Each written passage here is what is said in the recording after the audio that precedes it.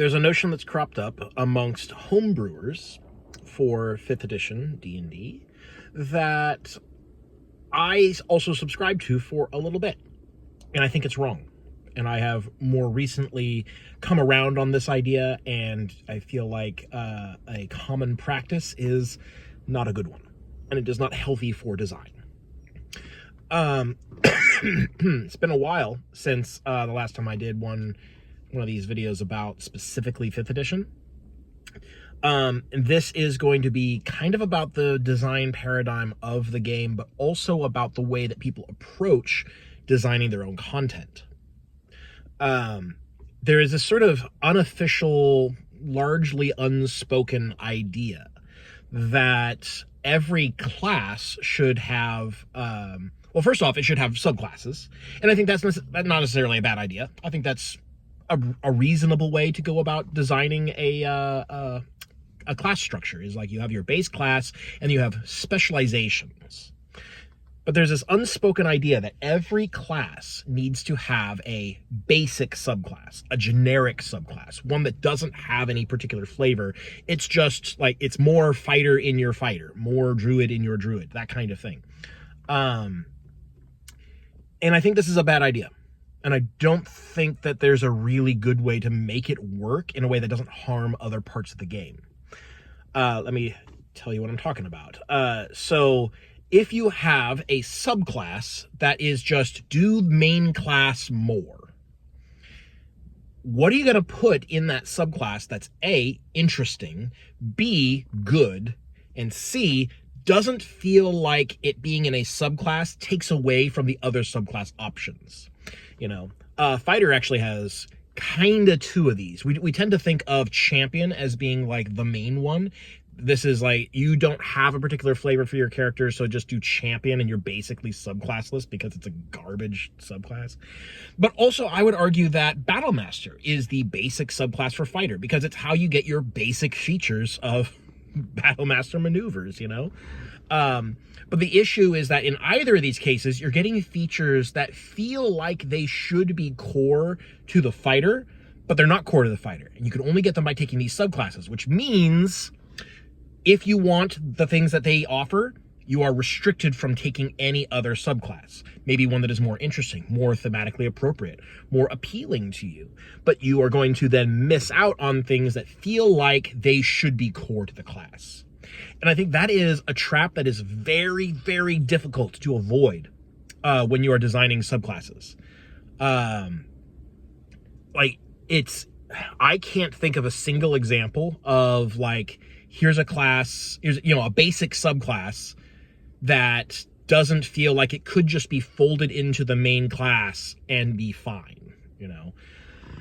Like, obviously not every class needs the power boost that would constitute, but, okay, so actually, I don't think Wizard has a generic subclass. I don't think Wizard does. Most of the others do, though. So here's what I'm getting at. And this is more applicable to martials, in part because they have so little like mechanical identity before you get into subclasses that I feel like they could use the help, you know?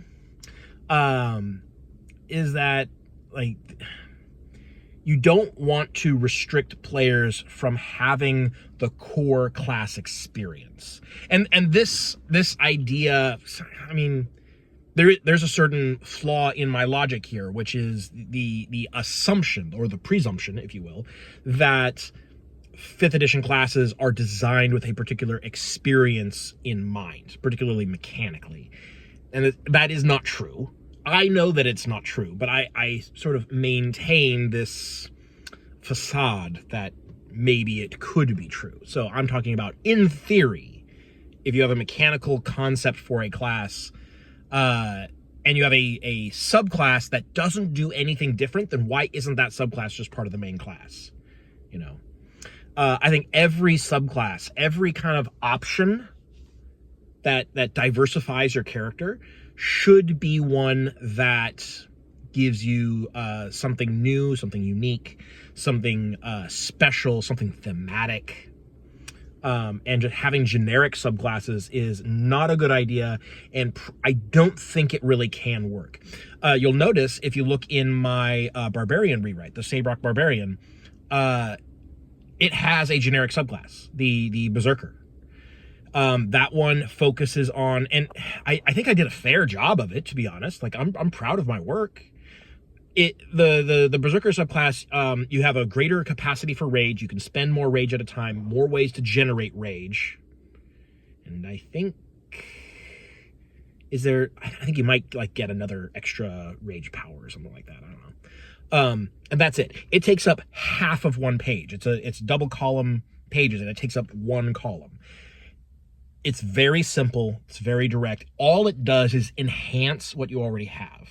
So you're going to be better at doing those things. So the subclass is pretty boring compared to the others. It kind of lacks in theme by necessity, because that's what it is. It is the I have no theme subclass.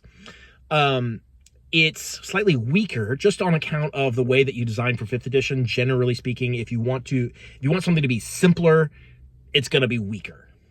That's kind of just how that goes in general. You can get around it. It's very difficult. So, like, I fell into this trap because I designed it before I came around on this idea that generic subclasses aren't a good idea.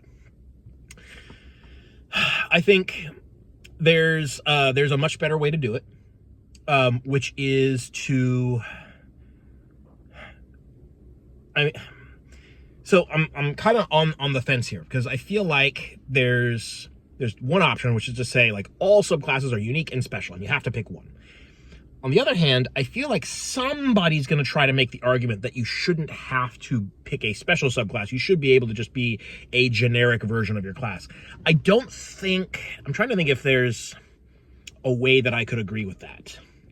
And I don't think there is. I don't think there's a way to come around on that for me. Yeah, I think if you're going to do the subclass mechanic, like 5th edition does, I think every subclass needs to offer up something special, something that defines your character separate from the base class. Because if it's defining your character as, like, just you are the base class but more, why is that a subclass?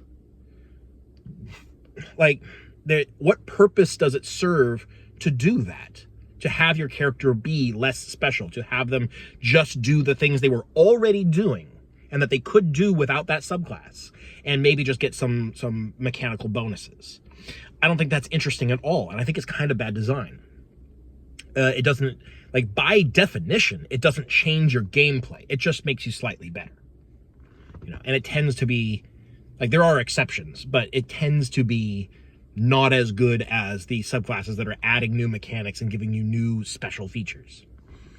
So, I mean, I don't know how hot this take actually is, but I have come upon it fairly recently. I like the idea of subclasses. I think that's a pretty good idea. I'm on board with the existence of subclasses, but I think that generic subclasses don't really have a place in the game. So, that's me.